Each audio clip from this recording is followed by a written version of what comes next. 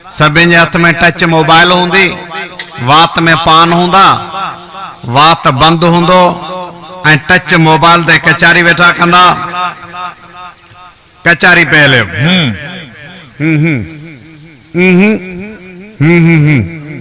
तव्हां बुजुर्गनि जा बयान ॿुधा हूंदा, पर कंहिं बि तव्हांखे झेड़े जो सुन्नत तरीक़ो कोन सेखारियो हूंदो। सैराकी में चई सॼा हथ घत सुवारी विच ॾिती रन सट अड़े भेण सां। झेड़ो कजे, लठ सॼे हथ में विझिजे या खॿे हथ में लठ रखिजे, मथियो चप वात में विझी भीड़ ॾिजे। हर पाक नबी गुल गुले गुलज़ार मुहम्मद, मिस्कीन वठन दीन जी तलकीन नबी खां, बोले तो अजब सिरा इसरार मुहम्मद। ऐं असां वटि कहावत मशहूर आहे, बल्कि तव्हां वटि ही मशहूर आहे। उत्तर जो ढगो सखा ऐं सबिर में निशान बर निशान, कजे वस वर ॾियो संद सुबह शाम, सदा पढ़ सहाबन ते सहसी सलाम। इन जो इलाज सिरोटो जो अधड़ हुजे, खणी मथियो चप वात में करे हितां खां ॾिजसि, न रहे मर्ज न रहे मरीज। वकाल नबी सल्लल्लाहु अलैहि वसल्लम मनिल मुफलिस, कालू अल मुफलिस फीना मल्ला दिरहमुन वला मता, सदक़ल्लाहुल अलीयुल अज़ीम व सदक़ रसूलुहुन नबियुल करीम व नहनु अला ज़ालिक मिन शाहिदीन व शाकिरीन वल्हम्दुलिल्लाहि रब्बिल आलमीन। सलाह शरीफ पढ़ो।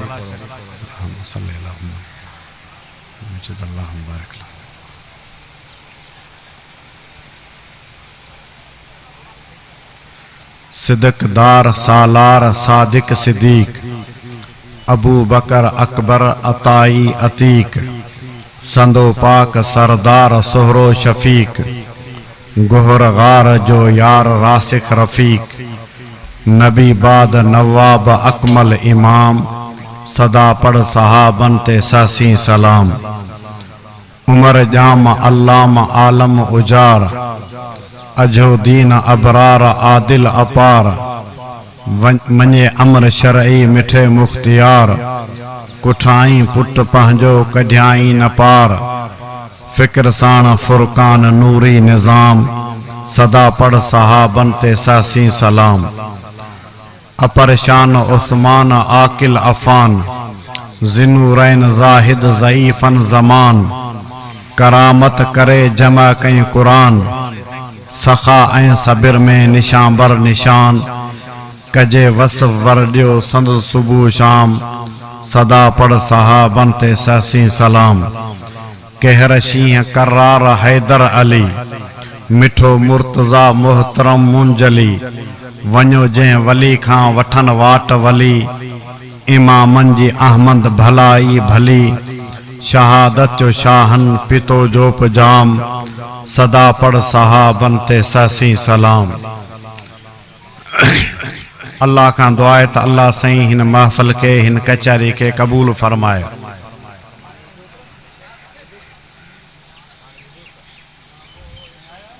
असी आयूं लाड़ी, लाड़ वारे मुल्क जा, ओ समुंड के किनारे जा। असी वरी तव्हां के चवंदा आहियूं उत्तरादी, ऐं असां वटि कहावत मशहूर आहे, बल्कि तव्हां वटि ही मशहूर आहे। उत्तर जो ढगो लाड़ जो माण्हू, उत्तर जो ढगो लाड़ जो माण्हू, माना माण्हू लाड़ वारो तव्हांजे उत्तर वारे ढगे जे बराबर भी कोन्हे को, सफ़ा अबोज सादा सूदा। असी आयूं सफ़ा लाड़ वारा माण्हू। ऐं मूंखे ख़बर कान्हे, ऐं पहिरियों दफ़ा तव्हांजे हिन जलसे में आयो आहियां। तव्हां मौलवी जो चवण वठंदा आहियो, अलाए कोन वठंदा आहियो, तव्हां सां हुज करियां या न करियां, चवण वठंदा आहियो।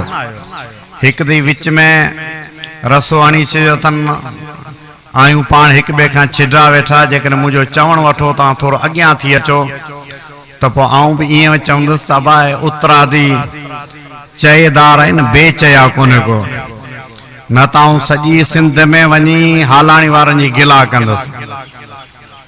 माशाल्लाह माशाल्लाह, हिम्मत करियो, हिम्मत करियो।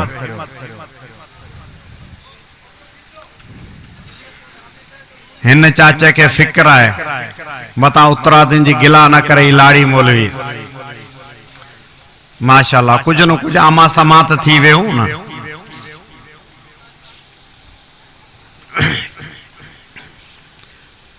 एक तो आमा सामा वेठा आहियूं, ॿियो वरी ख़ामोश बि न वेझो। असांजे इलाके सिजावल जाती चूहड़ जेके लाड़ वारा आख़िरी दंग आहिनि, उते तव्हां वञो त जिते बस जो स्टॉप हूंदो न, उते तव्हां ॾिसंदा जिते स्टॉप हूंदो उते पासनि मां रोड ते रत हारियलु हूंदो। उहो रत न हूंदी आहे, उहो पान जूं थूकूं हूंदियूं आहिनि। छो त आम तौर ते सभु माण्हू जे वात में पान हूंदा आहिनि। बस में चढ़िया, वात में पान विधऊं, पोइ जिते बस ब्रेक कयो उते ॿई पासा रुगो पान जूं पिचकारियूं छॾींदा। हुतां बि मींहुं वसंदा, हुतां बि मींहुं वसंदा, ऐं जिते बि स्टॉप ते तव्हां ॾिसंदा उते रुगो रत ई रत हूंदी आहे। ऐं 5 ॼणा दोस्त जेकॾहिं कचारी वेठा कंदा न, सभिनि जे हथ में टच मोबाइल हूंदी, वात में पान हूंदा, वात बंदि हूंदो ऐं टच मोबाइल ते कचारी वेठा कंदा। कचारी पहले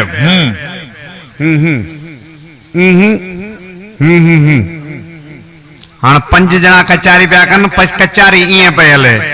हाँ तव्हां ख़बर कान्हे मूंसां ॻाल्हाईंदा हले अॼु हूं ते कमु हलाईंदासीं, ॻाल्हाईंदा या ख़ामोश थी वेंदा? जेकॾहिं ख़ामोश वेंदा त आउं सम्झंदुसि तव्हांजे वात में पान आहे न, तव्हांजा वात वांदा कोन को, तव्हांखे आउं माफ़ करे छॾींदुसि। मूंखे उमेद आहे त तव्हां ख़ामोश थी कोन वेंदा। चओ सल्ले अला सैयद सरदार मुहम्मद, अॼु आहे कई दीन जी दरबार मुहम्मद। असहाब सितारा त कमर शम्स कुरैशी, हर पाक नबी गुल गुले गुलजार मुहम्मद। मिस्कीन वठन दीन जी तलकीन नबी खां, बोले तो अजब सिर इसरार मुहम्मद। ॾींहीं रात बुतन बात हुजे वात ॿियनि जे, अल्लाह ऐं अल्लाह जा अज़कार मुहम्मद। सांझी सुबह सदाई सलवात बर मुहम्मद, सद बार बारक अल्लाह बरकात बर मुहम्मद। हर पार हुल हुलन में, सद बार बुल बुलन में, गुलजार गुल फुलन में, सलवात बर मुहम्मद। वरी भी एक दफा सलाह शरीफ।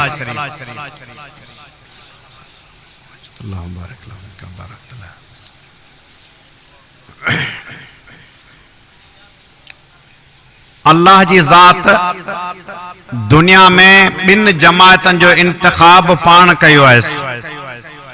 एक नबियन जी जमात, ॿियो सहाबा जी जमात। एक नबियन जी जमात, ॿियो सहाबा जी जमात।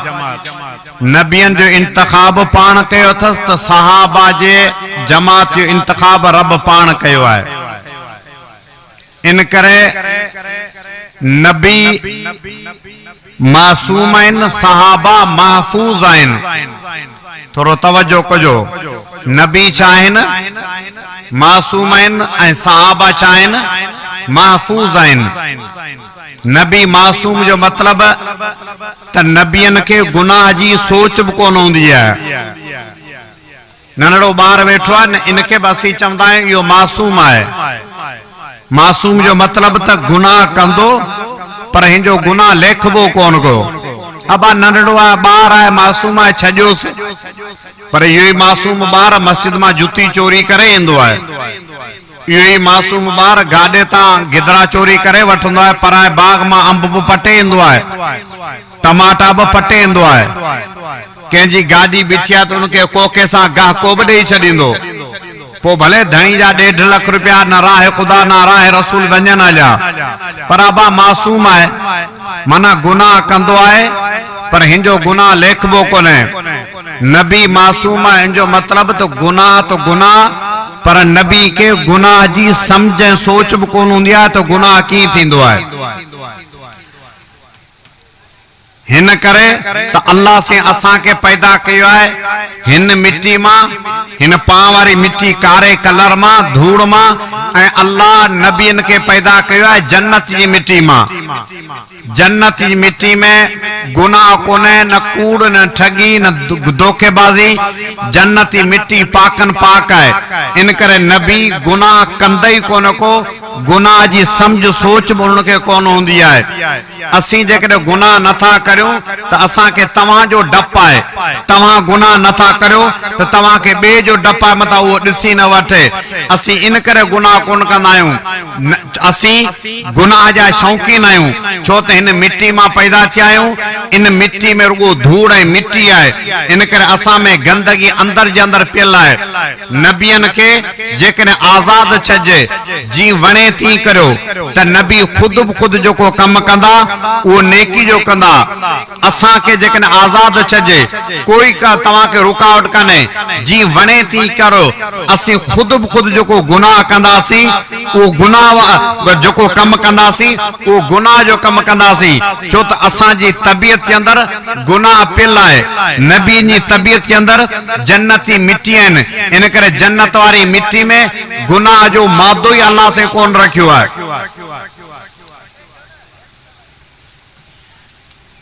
अब हाणे तव्हां हेॾा तवजो ॾियो, हिन जो जहान हलंदो पियो, रुगो ही इशारनि सां कम कनि, हिन खे ज़बान इस्तेमाल करण जी मोकल कान्हे का। तव्हां मुॾे तवजो करियो। नबी मासूम आहिनि, सहाबी छा आहिनि? भाई तो थकी पिया आहियो अॼु, हाणे वरी हू कम शुरू करियो न। नबी मासूम आहिनि, सहाबी छा आहिनि? महफूज आहिनि। महफूज जो मतलब गलती ऐं कमी कोताही उन्हनि खां थी सघे थी, पर जी नंढड़ो ॿार शरारती हूंदो आहे, कंहिंखे भूंडो, कंहिंखे गार ॾींदो आहे, पर जेकॾहिं पीउ उनखे हथ में हथ ॾेई जेकॾहिं बाज़ार वठी वेंदो, हाणे इहो न कंहिंखे गार ॾींदो, न कंहिंजे गाॾे तां का शइ चोरी कंदो, न मस्जिद मां जुती चोरी कंदो करे, हा, पर चूंकि पीउ जे हथनि में महफूज आहे, इन करे इहो ॿार गुनाह कोन कंदो। नबी मासूम आहिनि, सहाबी महफूज आहिनि, छो त सहाबिन जो हथ नबी जे हथ में हथ अथनि। जॾहिं उन जो हथ नबी जे हथ में हथ अथनि, हाणे इन्हनि खां गुनाह कोन थींदो, इहे गुनाह खां महफूज आहिनि। पर पोइ बि जेकॾहिं तबियत जी मजबूरी खां को गुनाह थी बि वञे त वरी उहे मग़फूर बि आहिनि। अल्लाह उन जे गुनाह खे अॻु में ई माफ़ करे छॾियो आहे, उहे अॻु में ई माफ़ थियल आहिनि, उन जे गुनाह जो हिसाब किताब कोन थींदो। छो त कॾहिं कॾहिं मजबूरी में उन खां ग़लती कराए बि सही, तां ते हिन उम्मत जे लाइ रस्तो खुले, हिन उम्मत के कम कार करण जा तौर तरीक़ा समझ में अचनि। ऐं तव्हां खां पुछां थो, अल्लाह जे रसूल उम्मत के सबका शे सेखारी, सबका शे सेखारी, हिन हद ताईं पेशाब की करो, काकूस की करो, ला तस्तकबिरु किब्रत वला तस्तदबिरुआ, काबे दे मोह न करो, काबे दे पुठ भी न करो। तां जो पान मस्जिद में नमाज पढ़ंदे वात मुबारक में लुआब अची वन, अल्लाह जे रसूल पंहिंजे पटके जो छेड़ो खणी लुआब उन में विझी उनके उते जो उते खुश्क करे छॾियो। माना थुक उछलाण जो तरीक़ो भी नबी उम्मत के सेखारियो है, थुक उछलाण जो तरीक़ो भी नबी उम्मत के सेखारियो है, सब तौर तरीक़ा सेखारिया आहिनि। हाणे तव्हां बि जिंदगी भर ही जलसा ॿुधाइनि, जिंदगी भर ही जलसा ॿुधाइनि। ही जलसो असांजी उम्र खां भी वॾो जलसो आहे, असांजी उम्र खां भी ही जलसो वॾो आहे। भला सची ॿुधायो, तव्हां बि बुज़ुर्गनि जा बयान तक़रीर ॿुधियूं आहिनि, अल्लाह जे रसूल उम्मत के सबका शइ सेखारी। भला तव्हां खां पुछां थो, कॾहिं कंहिं मौलवी तव्हांखे झेड़े जो सुन्नत तरीक़ो सेखारियो आहे?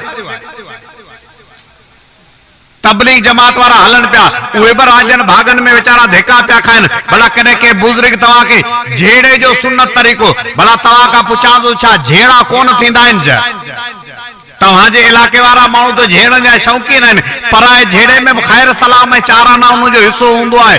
तव्हांजी ॻाल्हि कोन्हे को, असांजा इलाके जा थधा माण्हू पोइ बि झेड़ो थींदो आहे, ख़ैर सलाम आहे, मस्जिद जे मौलवी सां झेड़ो, जमायतुनि जो पाण में झेड़ो, झेड़ो तो थींदो ई थींदो आहे, झेड़ो ज़रूरत आहे। असीं त केॾा दरवेश आहियूं, पर अल्लाह जा नबी हज़रत मूसा हज़रत हारून ॿई सॻा भाउ आहिनि। हज़रत मूसा अलैहिस्सलाम ऐं हज़रत हारून। मुझी गाल बुधो तो ठीक है ना, तो 2 मिनट रिसर्च कहीं करियो भला, रिसर्च करियो ना, हमारा चवन पे रिसर्च करियो। नारे तकबीर, शाने मुस्तफा, शाने शुहदाए इस्लाम, उलमाए हक, उलमाए देवबंद, नारे तकबीर। तवज्जो करियो, तवा बुजुर्गन जा बयान बुधा होंदा, पर कंहिं बि तव्हांखे झेड़े जो सुन्नत तरीक़ो कोन सेखारियो हूंदो। पेशाब जो सुन्नत तरीक़ो, थुकु चलाइण जो सुन्नत तरीक़ो, इस्तिंजा करण जो सुन्नत तरीक़ो, घर में अचण जो सुन्नत तरीक़ो, सब तरीक़ा ओ हिन हद ताईं त कुकड़ की कोजे उनजो भी सुन्नत तरीक़ो लिखियो पियो आहे। त ही तरीक़ो तव्हांजो हाणे जॾहिं सब तरीक़ा आहिनि, पोइ झेड़ो की कजे? आख़िर झेड़ो त इंसान जी ज़रूरत आहे। हिकिड़े जी तबियत तेज़ आहे, ॿिए जी तबियत थधो आहे, थधी आहे, लाज़मी ॻाल्हि आहे झेड़ो त थींदो। मूं तव्हांखे ॿुधायो त हज़रत मूसा ऐं हज़रत हारून ॿई नबी आहिनि। क़ुरान में लिखियो पियो आहे मूसा अलैहिस्सलाम हज़रत हारून नबी खे ॾाढ़ी मां झले वञी दसियो। क़ुरान में लिखियो पियो ॾाढ़ी मां झले वञी दसियो। हिकिड़े जट मूंखां पुछो, मौलवी साहब सभु चओ था शइ क़ुरान हदीस में मूंखे ॿुधायो त किथे लिखियो पियो क़ुरान में त ॾाढ़ी सुन्नत तरीक़ो मुठ हुजे, ॾाढ़ी मुठ हुजे? मूंखे त ॻाल्हि ज़हन में कोन्हे, मूं हयो ईअं धुको, पर धुको मूं वटि लॻी हुयो। मुंहिंजे हज़रत हारून अलैहिस्सलाम खे मूसा अलैहिस्सलाम ॾाढ़ी मां झले दसियो न, क़ुरान में आहे। माना एॾी ॾाढ़ी हुजे जंहिंमें हथ त पइजी वञे न, एतरी ॾाढ़ी हुजे, हथ पवे या ॾाढ़ी उतनी सुन्नत, या थींदी मुठ ॾाढ़ी। असांजे इलाके में कोई शाइर आहे अहमद फ़कीर, उन शेर लिखियो आहे सैराकी में कि सॼा हथ घत सुवारी विच ॾिठी रन सट अड़े भेण सां। जी रन मुंहिंजी सॼो हथ सुवारी में विझी ॾिनई सट, सॼा हथ घत सुवारी विच ॾिठी रन सट अड़े भेण सां। माना सुन्नत तारीक़ो सब तरीक़ा आहिनि। झेड़ो नबियन जो भी थियो, भाइन नबी आहिनि, झेड़ो थियो। तव्हां खां पुछां त तव्हां जेके दीनदार जलसो ॿुधो था, छा तव्हां में धेड़ा झेड़ा कोन थींदा आहिनि? झेड़ो ज़रूरत आहे, ज़रूरत झेड़ो ज़रूर थींदो। काकूस ज़रूरत आहे, पेशाब ज़रूरत आहे, घरवारी सां मिलण ज़रूरत आहे। तव्हां वॾा दरवेश ऐं नेक आहियो, काकूस कोन कंदा आहियो। तव्हां वॾा पोतल पीर आहियो, साईं जा दरगाह जा पुराणा अचण वञण वारा आहियो, पंहिंजे घरवारी सां कोन था मिलो। सबको माण्हू मिले तो, ये घर इहो त ज़रूरत आहे। पोइ जॾहिं इहे ज़रूरत आहिनि, इहे शरीयत में तरीक़ा लिखिया पिया आहिनि, पोइ झेड़ो जो तरीक़ो सुन्नत कहिड़ो आहे? झेड़ो कजे, लठ सॼे हथ में विझिजे या खॿे हथ में लठ रखिजे, मथियो चप वात में विझी भीड़ ॾिजे या हेठियो चप वात में भीड़ ॾिजे, क्याड़ी खां लठ छॾिजे या निराण खां लठ छॾिजे, दुआ कहिड़ी पढ़िजे। को ॿुधो अथव बुज़ुर्गनि खां तौर तरीक़ो? भला झेड़ा तो थींदा आहिनि, आख़िर ज़रूरत आहे, माण्हू वेंदो केॾां? इन करे अल्लाह जे रसूल खां अल्लाह से इहो कमु कोन वरितो त झेड़ो की कजे। इहो रसूल सल्लल्लाहु अलैहि वसल्लम जे शान जे ख़िलाफ़ हो। इहो कमु वरी सहाबा खां थियो, उन्हनि खां इहा ग़लती कराए वई, त क़यामत ताईं हिन उम्मत लाइ रस्तो खुली वञे जो। तव्हां थकल आहियो, तव्हां भाइयों त इंडिया खां पंधु आया आहियो, ऐं तव्हांजे पारां सुभाणे लाइ चवां थो, मूं अहिड़ियूं कई चटियूं भरे छॾियूं, बाबा मुंहिंजो फिक्र न करियो तव्हां। हाणे शरीयत हराम झेड़ो कोन कयो आहे। झेड़ो तो थींदो ज़रूरी था, माण्हू वेंदो केॾां, पर झेड़ो की करियो? जी साहबा में थियो। हज़रत अमीर मुआविया के खत लिखियो, अमीर मुआविया ऐं हज़रत अली जे झेड़ो पियो हले, जंग हले पई, रूम जे बादशाह खत लिखियो हज़रत अली के, हज़रत अमीर मुआविया के, तव्हांजो पाण में झेड़ो लॻो पियो आहे, मुंहिंजो ख्याल आहे तव्हां फौज मोकिलिया, जेका फौज अची तुंहिंजो पासो वठी अली जी फौज सां झेड़ो करियूं, अली जी फौज के खत्म करियूं।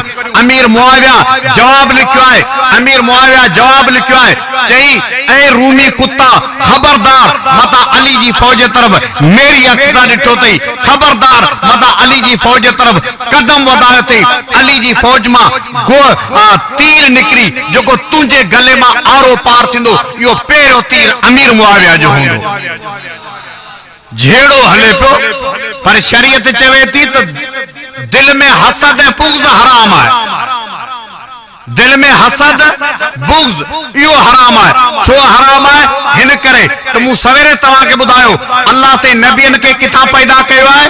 जन्नती मिट्टी मां। असां के किथां पैदा कयो अथसि? हिन कारे कलर ऐं धूड़ मां पैदा कयो अथसि। बाक़ी असांजी दिल वारी जेका ॿोटी आहे इहा अल्लाह सी जन्नती मिट्टी मां पैदा कई आहे। इन करे जन्नत वारी मिट्टी में काई शइ ग़लत न हुजणु खपे। जन्नत वारी मिट्टी मां जेको दिल जो प्यालो ठहियो आहे, इन दिल जे प्याले में हसद, बुग़्ज़, निफ़रत के जगह न ॾियो। इन दिल वारे प्याले में अल्लाह ऐं अल्लाह जे रसूल जी मोहब्बत के जगह ॾियो। नारे तकबीर, नारे तकबीर। शाने मुस्तफा, शाने सहाबा, शाने अहले बैत, शाने शुहदाए इस्लाम। नारे तकबीर। हाँ, दिल वारे प्याले में अल्लाह है, अल्लाह के रसूल की मोहब्बत के जगह जो तवज्जो करो। अल्लाह से असा के पैदा कयो हिन गंदी मिट्टी मां, दिल के पैदा कई जन्नत वारी मिट्टी मां। इन करे दिल में हसद बुग़्ज़ के जगह न दो। अल्लाह के रसूल सल्लल्लाहु अलैहि वसल्लम जी एक हदीस है, पान फरमाए अना ज़ईमुन बेबैतिन फी वस्तिल जन्ना। और रसूल सल्लल्लाहु अलैहि वसल्लम तवा जो विच में ज़ामिन आया, और रसूल ज़ामिन आया तवा के विच जन्नत में महल वटीन। केड़ी गाल ते? पांजो हक हूंदे हक छॾे ॾियो। दीनदारो तव्हां सां पियो ॻाल्हायां, छो त इहो बीमारी दीनदारनि में घणी आहे, बेदीननि जी निस्बत, निमाज़िन में घणी आहे, बेनिमाज़िन जी निस्बत। पांजो हक हूंदे हक छॾे ॾियो। हक आहे वठी सघे थो। मिसाल जे तौर ते मूं जूं ॿ जाटू बनी जूं के माण्हू ॾियनि ऐं वठी सघां थो, मूं में पावर कुवत ताक़त आहे, पर छॾ खणी यार वठंदुसि, असां में निफ़रत पैदा थींदी, असां में बुग़्ज़ पैदा थींदो, हिक ॿिए खां अलेख सलेखा वेंदासीं। छॾ खणी उहे ॿ जाटू न वठ। हिन करे त असां में निफ़रत न पवे। हक हूंदे हक छॾे ॾियो। आऊं नथो चवां, ख़ुदा जे रसूल फरमायो अना ज़ईमुन बेबैतिन, आऊं रसूल ज़ामिन आहियां तव्हां खे विच जन्नत में महल वठी ॾींदुसि। रुगो हक हूंदे पंहिंजा हक छॾियो। दीनदारो तव्हां खे तो ॿुधायां, असां में हसद बुग़्ज़ दीनदारनि में घणो आहे, छो त शैतान के खबर है। ज़ाहिर ॻाल्हि है, तव्हां जलसा ॿुधो था, तव्हां दीनदार आहियो, तव्हां तबलीग जमात में वक़्तु लॻायो था, महीने जो सेरोज़ो लॻायो था, अशरो लॻायो था, तव्हां साल जो चिल्लो लॻायो था। ज़ाहिर ॻाल्हि है त तव्हां मस्जिद में मेले था खदरा तो कोन वठी ईंदा, ऐं न को तव्हां मस्जिद में वेही भंग घोटींदा। हाणे शैतान तव्हां दीनदारनि खे कीअं बर्बाद कंदो? मस्जिद में वेठा हूंदा, पनको हलंदो पियो, तस्बीह हलंदी पई, उते बिस्मिल्लाह करे निमाज़ ख़त्म करे गिला शुरू करे छॾींदा। निमाज़ में वरी यो मर्ज़ गिला शुरू करे छॾींदा। अल्लाह जी भलाई सां पोइ बि कम फजर कोन थो पढ़ा, पर 4 वक़्त पढ़ा थो, पर जुमे जा छोरा टोटल फजर भी कोन पढ़नि, जुमो भी कोन पढ़नि। गिला शुरू करे छॾी। इन करे पंहिंजे दिल जे प्याले में अल्लाह ऐं अल्लाह जे रसूल जी मोहब्बत के जगह ॾियो। मूं अर्ज़ बि कयो, नबी मासूम आहिनि, सहाबी महफूज़ आहिनि, पर जेकॾहिं उनखां ग़लती थिए उहे महफूज़, उहे मग़फ़ूर बि आहिनि। अल्लाह उन जो गुनाह माफ़ करे छॾियो। नबूवत जो सिज जॾहिं दुनिया ते उभरंदो आहे, उनजी रोशनी मथे बि वेंदी आहे, हेठि बि ईंदी आहे। ती मथे रोशनी जंहिं ते वञे थी उहे सभु नबूवत जा सितारा थिया। हेठि रोशनी जंहिं ते पई सभु हिदायत जा सितारा थिया। मथे नबूवत जा सितारा उहे बि 1,24,000, हेठि हिदायत जा सितारा उहे बि 1,24,000। नबूवत जे 1,24,000 सितारनि में 313 रसूल, वरी 1,24,000 सहाबा मां 313 बदरी सहाबी, वरी 313 रसूलनि मां 10 रसूल उलुल अज़म वॾे दर्जे जा, वरी पैगंबर जे 313 बदरी सहाबनि मां 10 सहाबी अशरा मुबशरा जिन खे नबी नालो वठी जन्नती चयो, वरी 10 मां 4 रसूल सभ खां बुलंद ऐं बाला दर्जे जा, वरी हिन पासे 10 सहाबनि मां 4 यार मुंहिंजे नबी जा सभ खां बुलंद ऐं बाला दर्जे जा। मौलवी आमन मला असांजे लाड़ जो शायर आहे, पर लाड़ जो शायर अहिड़ो शायर किथे बि दुनिया में कोन को। दुनिया में पाकिस्तान जी ॻाल्हि कोन थो करियां, जे 30 सिपारा कुरान जा तर्जुमो बैतन में कयो है चैन यारन ते शेर चयो तो पर अजीब चयो तो सुभान अल्लाह जो वायदो करियो मैं तवा के बुधाया शेर चयो तो अलिफ अकमल औलिया शेर जो अंदाज दिस जिता का लफ्ज शुरू को दो सब लफ्ज एड़ा आनी दो अलिफ ते अलिफ अकमल औलिया अखियार अतर चार यार अव्वल आखिर अझा आधार अनवर चार यार बेबशीरन के बिशारत बेशजी बेशक जुड़ी बर बार में बख्श कन बसियार बेहतर चार यार फैसना सकलैन कर साबित सवाब लैसन सुन सना सब वार साबिर चार यार खै खलीफा खासत्या खैरुल वराजा खैर खुश लुका खुश खुल्क खुश गुफ्तार खुश तर चार यार ऐन आली जा आली शाह आली बारगा आलमन में कन अतुर उबकार अंबर चार यार नून नूरा नी नबीजे नूर मापुर नूर थया नामवर नारो हणी निर्वार थया नर चार यार होदा ब नबी चार हिते ब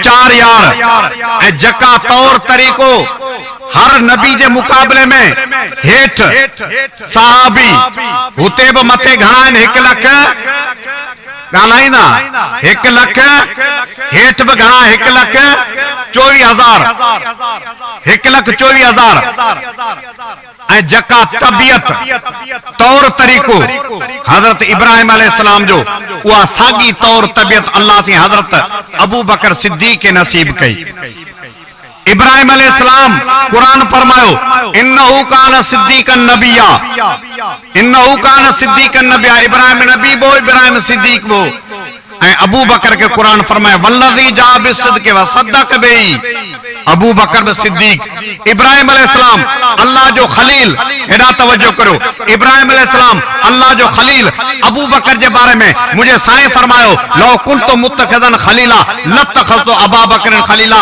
पान फरमाए जे दुनिया में मुके खलील बनाने जी मोकल हुजा अबू बकर के खलील बनाया छो तो अबू बकर जी तबियत ऐं सीरत अबू इब्राहिम खलील वारियूं आहिनि इब्राहिम अलैहिस्सलाम जा 4 इम्तिहान था 4 इम्तिहान में पास थो इब्राहिम जो इम्तिहान थो दौलत कुर्बान कर सब कुर्बान कई वतन कुर्बान कर हिजरत करे शाम मक्के में आयो ऐं बच्चो कुर्बान कर पंजे पुट के ज़बा कई जान कुर्बान कर पंजे पान के इब्राहिम अलैहिस्सलाम के बाय जे ओड़ा में उछलायूं चैनी इम्तिहान में इब्राहिम पास हेरा अबू बकर जा 4 इम्तिहान अबू बकर दौलत कुर्बान कर सब दौलत नबी जे कदमन में कुर्बान की अबू बकर वतन कुर्बान कर हिजरत करे मक्के में आयो मदीने शरीफ में हिजरत करे हेडा तवज्जो कर मक्के में हिजरत अबू हजरत इब्राहिम अलैहिस्सलाम जरे मक्के में आयो त बैतुल्लाह ठाई अबू बकर सिद्दीक जरे हिजरत करे मदीने में आयो तो मस्जिद नबवी ठाराई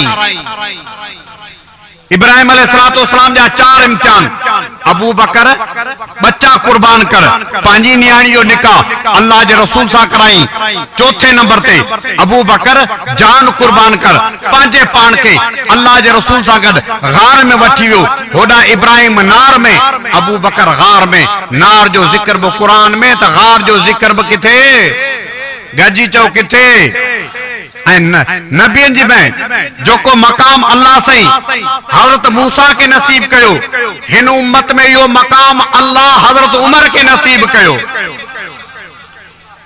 मूसा जी माना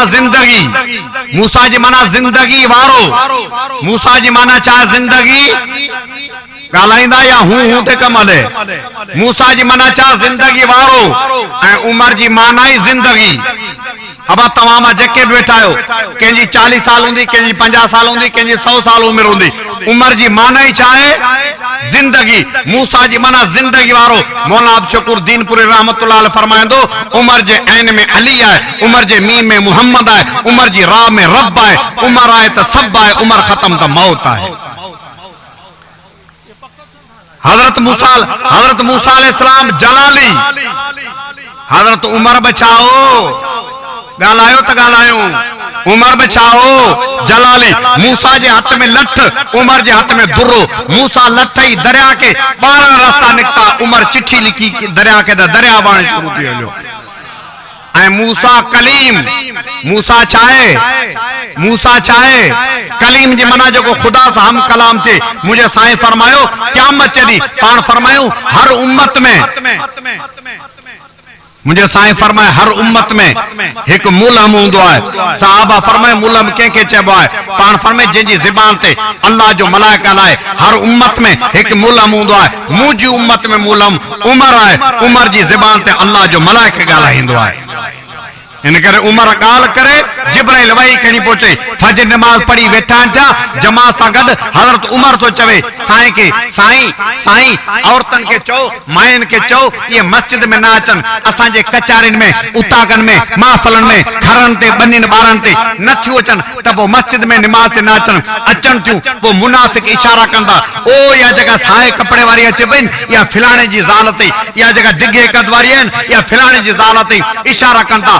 मुखे गाल दुखी लगे। इन करे औरतन के जो मस्जिद में ना अचन। पान फर में आऊं छा करया? मुझी मर्जी थोड़ी आ, मर्जी अल्लाह जी हलनी। वमा यंतिकु अनिल हवा इन हुवा इल्ला वहयु। मुझे रब जी मर्जी हलनी। अना फजर नमाज पढ़ी उते ही वेठा था तेसे जिब्राइल वही कणी पहुतो अल्लाह जा महबूब जका गाल उमर करे तो मु रब जी भी यही मर्जी अथई। औरतन के चो तो पर्दो कंद मनो या न मनो तवाजी मर्जी। बाकी जो को पर्दो तवा के असा के मिलो है उमर जी गैरत के सदके मिलो है।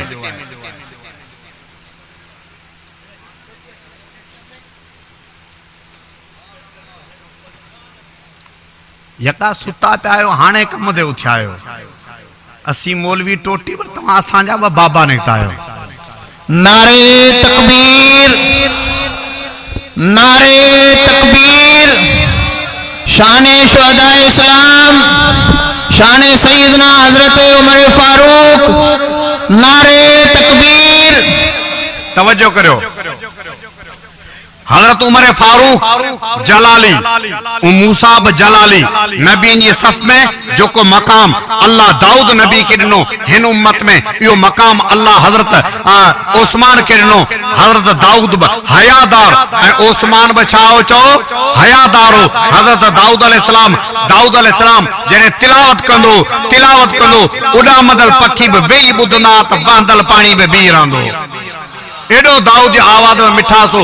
हजरत उस्मान ऐशा नमाज का पोइ नमाज शुरू कंदो अल्लाह अकबर करे हथ बधी बीठो तो 2 रकातन में 30 सिपारा कुरान जा पढ़ंदो। जका तबियत दाऊद जी वही तबियत हजरत उस्मान जी नबियन जी सब में जो को मकाम अल्लाह हजरत अली के नसीब कयो। हिन उम्मत में यो मकाम जो नबियन जी सब में जो को मकाम अल्लाह हजरत ईसा के नसीब कयो। हिन उम्मत में यो मकाम अल्लाह हजरत अली के नसीब कयो। ईसा जे शुरू में आइन पछाड़ियो या अली जे शुरू में पेरी आइन पछाड़ियो छाए या है। ईसा जे बारे में कुरान फरमायो यो अल्लमुल किताब वल हिकमत। ईसा अलैहि हिकमत दानाई जा सबक सेखारंदो। अली जे बारे में पान फरमायो अना दारुल हिकमत व अलीयुन बाबुहा। आऊं अना दारुल हिकमत व अलीयुन बाबुहा पान फरमायो आऊं हिकमत जो घर आया। अली उंजो चाहे अली उंजो चाहे दरवाजो। हिकमत जो घर खुदा जो रसूल आऊं जो दरवाजो चाहे हजरत अली। ही जगह तवा के बुधाए ना अना मदीनतुल इल्म अलीयुन बाबुहा। आऊं इल्म जो शहर आया अली जो चाहे ये शिया तवा के बुधाइना है। असुल हदीस या पूरी कने ज़ईफ हदीस है पर असुल हदीस या कने का असुल हदीस ही है। पान फर में आऊं इल्म जो शहर आया अना मदीनतुल इल्म अबू बकर असास हुआ अना मदीनतुल इल्म उमरुन जिदार हुआ अना मदीनतुल इल्म उस्मान सक़ हुआ अना मदीनतुल इल्म अलीउन बाब हुआ। आऊं इल्म जो शहर आया अल्लाह अबू बकर जो बुनियाद है उमर उनजी दीवार है उस्मान उनजी छत है अली उनजो दरवाजो है। पूरी हदीस या है 4 नंबर ते वार अचन पिया दरवाजो पछाड़ी जो लगंदो है। इन करे हजरत अली जो नंबर 4 नंबर ते है पर या हदीस ज़ईफ है पर पोब या हदीस असा जे कम जी है। तवा जे कम जी पोब काने का। इल्म जो शार अबा केर इल्म जो शार केर नबी। भला जे शार जो को नबूवत इल्म जो शार है भला इन शार में बाजार जो शयूं मिलंदियूं या कुरान हदीस मिलंदो? छा मिलंदो? कुरान मिलंदो हदीस मिलंदी। इनमें दुनिया जो शयूं न मिलंदियूं। नबी इल्म जो शार है। जेकर उन शहर में अचण चाहो था माना कुरान हदीस पढ़ण चाहो था इल्म हासिल करण चाहो था तो ॿियो दरवाजो न वठो। दरवाजो कहिड़ो वठो? गालाइंदा या ये चट्टियूं आऊं भरिया अबा पो दरवाजो केड़ो वठबो अली वारो दरवाजो केड़ो वठबो अली वारो पुछा करियो हिन मौलवीन का जेके असांजा मौलवी बिरादरी वेठा आहिनि जा इन्हनि खां पुछो त तव्हां मदरसनि में जेका गिरामर पढ़ाईंदा आहियो सरफ पढ़ाईंदा आहियो नहव पढ़ाईंदा आहियो जेके असांखे गर्दान सेखारींदा आहिनि ज़रब यज़रब ज़रबन फो ज़ारिबन ज़ुरब यज़रब ज़रबन फज़ाक मज़रूबन इहो गर्दान इहो सरफ इहो नहव इहा गिरामर इन जो बुनियाद के विधो आहे आलिम तव्हांखे ॿुधाईंदा इन जो बुनियाद हज़रत अली विधो आहे माना हज़रत अली विधो आहे जेकॾहिं चाहियो था क़ुरान हदीस शहर में पहुचूं त पोइ ॿियो दरवाज़े ते धिका न खाओ अचो अली वारे दरवाज़े ते माना सरफ पढ़ो नहव पढ़ो फिके पढ़ो उसूल फिके पढ़ो कंज पढ़ो काफिया पढ़ो हिदायतनामा पढ़ो इल्मनामा पढ़ो उसूल छाजी पढ़ो जॾहिं इहे किताब पढ़ंदा तेरे नबूवत वारे शहर ते पहुचंदा जेकॾहिं इन दरवाज़े खां न ईंदा ओ किताब कच्छ में विझी असां वटि रोल लॾो हले पियो रोल लॾो अबा रोल लॾो ॾिठो अथव किताब कच्छ में रफ़ायतन जायज़ आहे जायज़ कोन्हे नबी सल्लल्लाहु अलैहि वसल्लम निमाज़ में रफ़ायतन कई कोन कई हल मूंसां बास कर किताब छपिया पिया कच्छ में खयो हलन पुट तो जेकॾहिं अली वारो दरवाज़ो वरितो हुजे तो सरफ नारो पढ़ियो हुजे तो मदरसे जी दाल खाधी हुजे त पोइ बास मुबाहिसो कर जेकॾहिं इहो रस्तो न वरितो अथई त पोइ तूं चोर दरवाज़े खां आयो आहीं जी इमरान चोर दरवाज़े खां आयो आहे दुनिया क़बूल कोन कयो तव्हां कोई दुनिया क़बूल कोन कंदी हाँ यो लोफरन वारा गस असांखे न खपनि हाँ जेकॾहिं चाहियो था तो क़ुरान हदीस के पढ़ूं त पोइ रस्तो कहिड़ो वठबो अली वारो गस कहिड़ो हो उहे जेके असांजे मदरसनि में पढ़ाईंदा आहिनि हाँ सरफ नहव इहो गस वठो त क़ुरान हदीस समझो जेकॾहिं इहो गस न वठंदा इहो गस न वठंदा पोइ हिकिड़े गैर मुक़लिद निमाज़ पढ़ी अल्लाहु अकबर निमाज पियो पढ़े उनखे चयो त बाबा ही निमाज कीअं थींदी कि हदीस में लिखियो पियो आहे किथे हदीस आहे तर्जुमे वरी खणी आयो कि हदीस में लिखियो पियो आहे अल्लाह के रसूल सल्लल्लाहु अलैहि वसल्लम हल्के हिलके निमाज पढ़ते थे हिलके निमाज पढ़ते थे बाबा ये हिलके कोने हिलके मना चुरी पुरी नमाज पढ़ो कि अल्लाह के रसूल हल्की नमाज पढ़ा करते थे हल्की नमाज हल्की न हिलके ओ पुट्टे हिकड़ा हुंदा न गोडे छाप अंगूठे छाप जा हुंदा न गोडे छाप ये जट जा मोट सबत गोडे छाप वो किताब खयो वो हिलके नमाज पढ़ते थे हाँ पो जे एड़ी फतवा नींदा बहरहाल मुअर्ज बे कयो अल्लाह जे रसूल फरमायो आओ इल्म जो शार है अली जो छाए आओ हिकमत जो शार है आओ हिकमत जो घर है अली जो दरवाजो है इन करे हजरत अली हाँ हजरत ईसा अलैहिस्सलाम हिकमत दानाई जा सबक दिंदो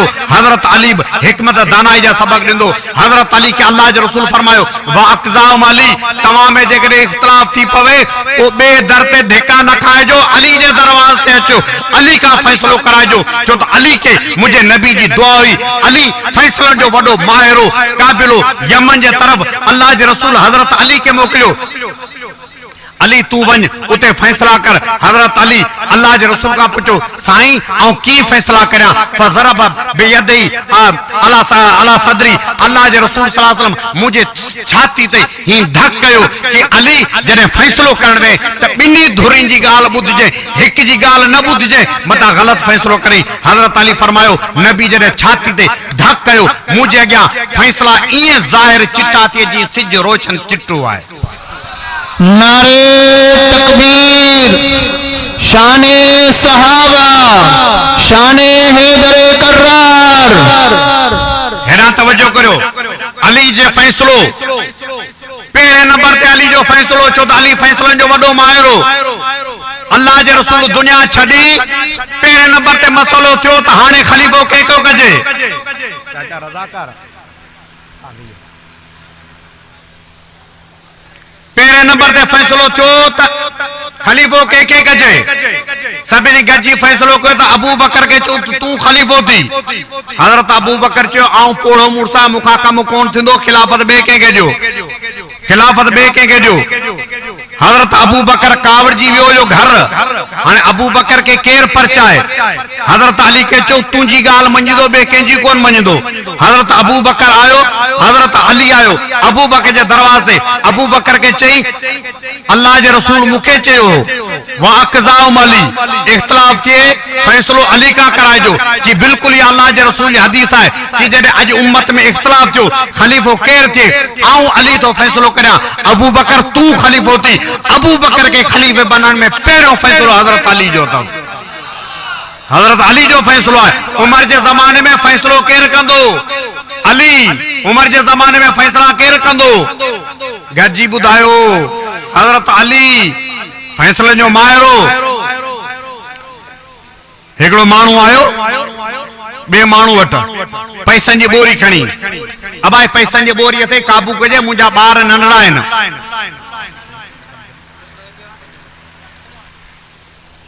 आयो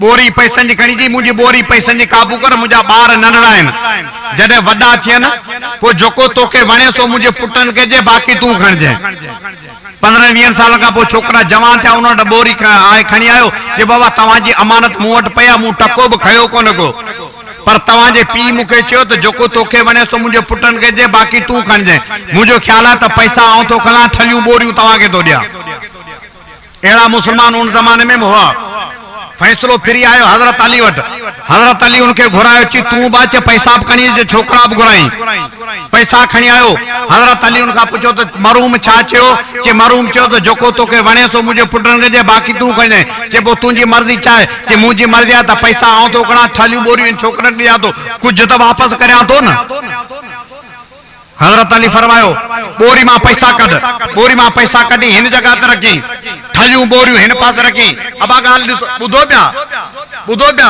हाने तवज्जो करियो पैसा हेडा पिया था ठलियूं बोरियूं हेडा पियो हजरत अली हाने पूछो जे कर खबर मरूम छा चयो चेसी मरूम चयो तो जोको तोके वणे सो मुझे पुटन के जे हां सच बुधा तो तोके ठलियूं बोरियूं वणंदी या पैसा वणन था समझा कोन है मिसकाल सुठी अथव हाँ जे तोके पैसा वणंदा बोरी वणंदियूं जे मुके पैसा वणंदा जे पो मरूम चयो बियो जोको तोखे वणे सो मुझे पुटन के ॾिजे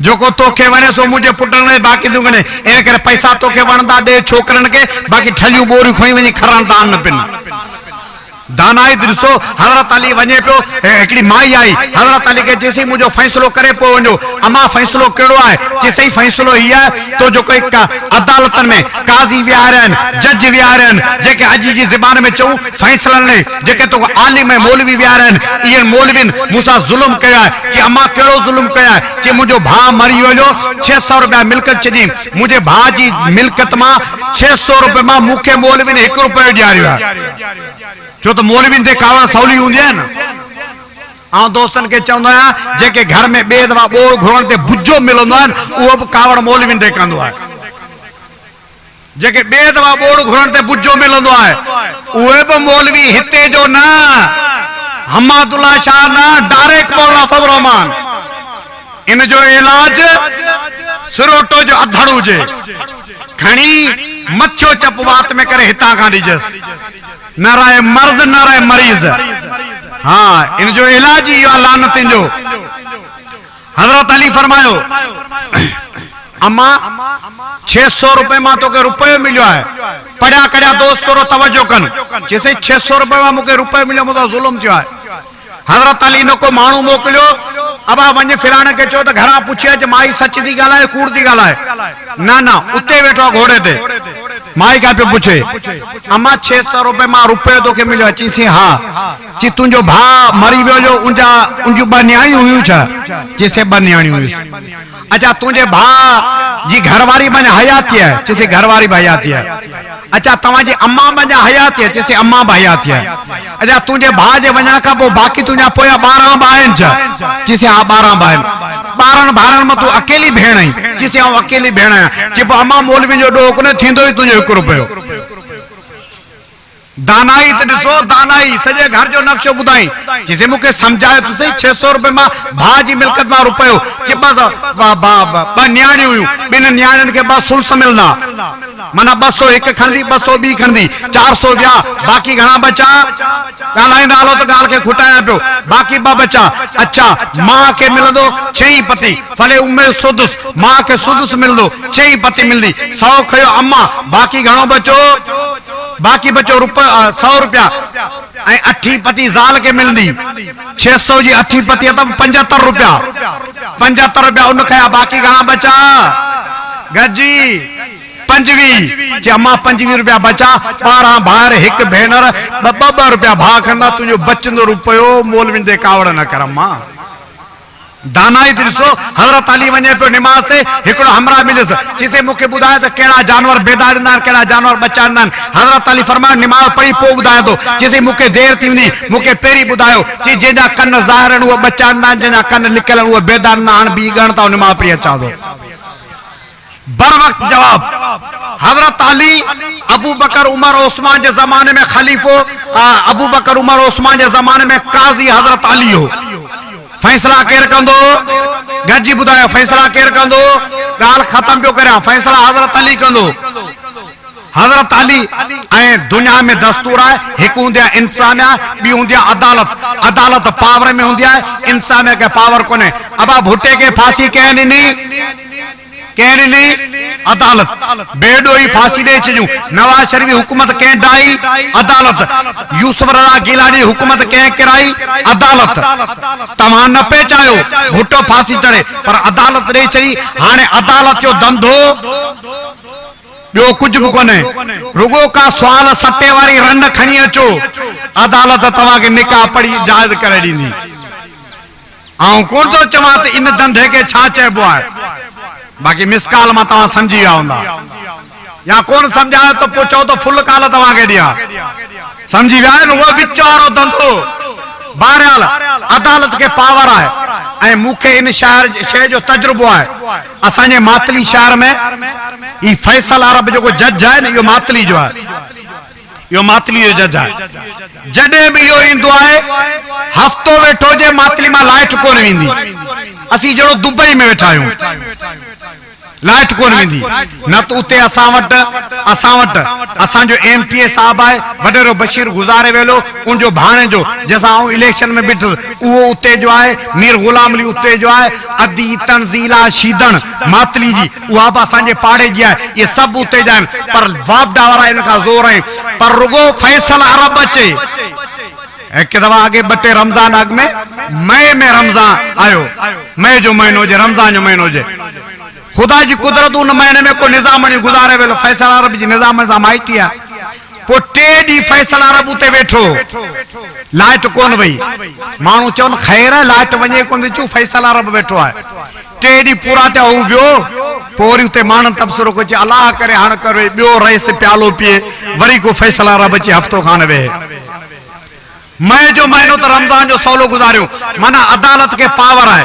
अबू बकर उमर उस्मान जी जमाने में अदालत में केर हो? अली हो।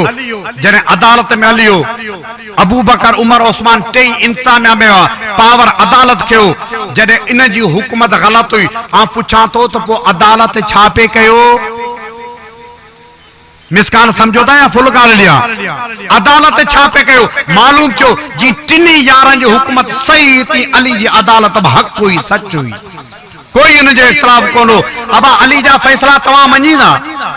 तव्हां मञीदा? हथ मथे खणंदा या आऊं खणा तव्हांजे पारां? अली जा फैसला तव्हां मञीदा? सच ॿुधायो, अली जो ताल्लुक मस्जिद सां हो या अलम पाक सां? ॻाल्हायो त ॻाल्हि खट खुटाया। मस्जिद सां। अली जे मुंहं ते दाढ़ी हुई या कोन हुई? अली के पग हुई या कोन हुई? अली कुरान जो हाफ़िज़ हो या कोन हो?